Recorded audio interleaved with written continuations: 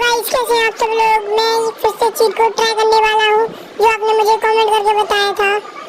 तो इस भाई ने मुझे कमेंट करके बताया था कि भाई 606 चीट कोड पर फायर ब्रिगेड वाली गाड़ी आती है। तो हम चेक करते हैं इस चीट कोड को, ये रियल है या फेक।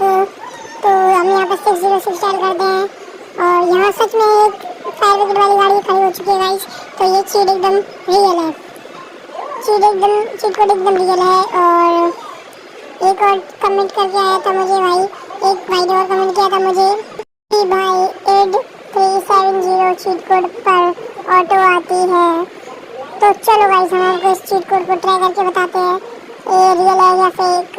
तो मैं यहाँ पे 37 गलती से गलत डायल हो गया, सॉरी गाइस।